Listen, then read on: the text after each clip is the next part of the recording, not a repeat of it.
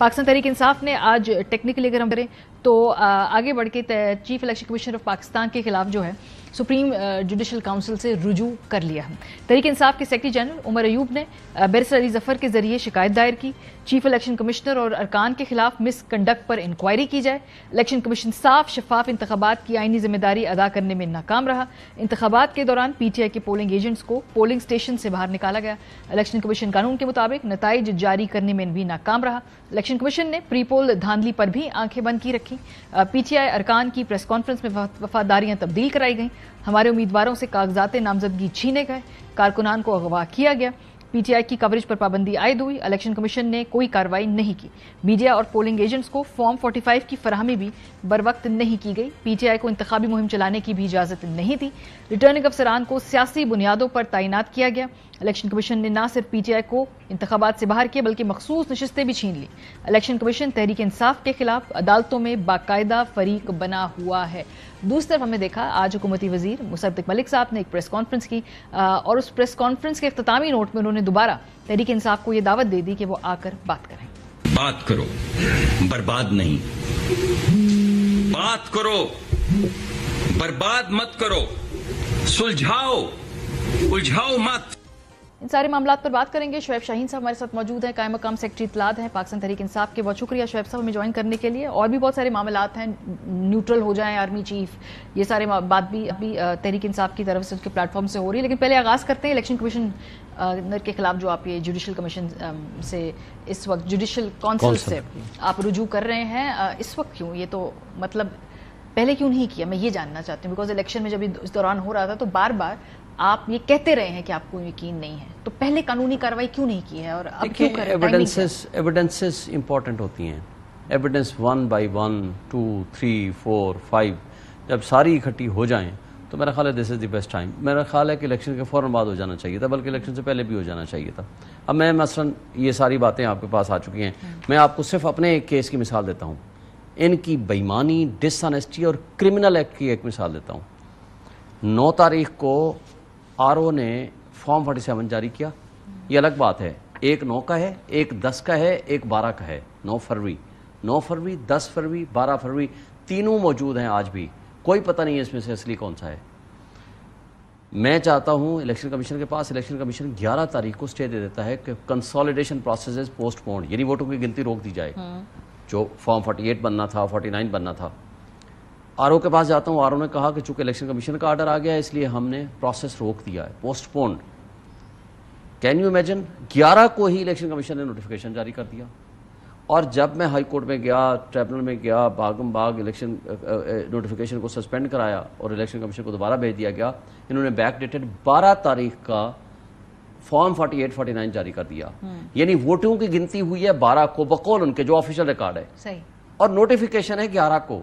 और election commission का अपना स्टे ऑर्डर मौजूद था और आरओ का अपना स्टे ऑर्डर मौजूद था, उसके बावजूद ये कर लिया। यही मैं जानना चाह रही हूँ ना, ये तो उस वक्त आपने नहीं किया, इलेक्शन से पहले नहीं किया, इलेक्शन के बाद नहीं किया, अब क्राइम तो खत्म नहीं होता, नहीं होता, लेकिन टाइमिंग, सियासी टाइमिंग है, सियासी टाइमिंग की वजह से सियासी टाइमिंग का इशू नहीं है।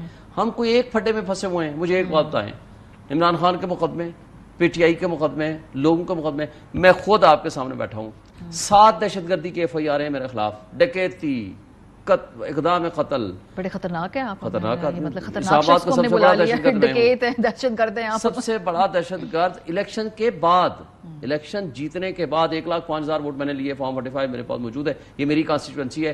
किसी एक पोलिंग स्टेशन या किसी एक यूनियन काउंसिल को अपने आप रिपोर्टर से पूछवा लें, आज भी चले जाएं, कौन जीता है, आपको सारा रिजल्ट मिल जाएगा। उन कठपुतलियों को जिस तरह मुसल्लत किया गया, देखें हम ये कहते हैं कि जराइम की आमाजगाह बना हुआ है इलेक्शन कमीशन ऑफ पाकिस्तान। रात 4 बजे तक, 2 बजे, 3 बजे तक, जब रिजल्ट रोक दिया गया 12-1 बजे के बाद, उससे पहले या उसके बाद तक सारा रिकॉर्ड मौजूद है।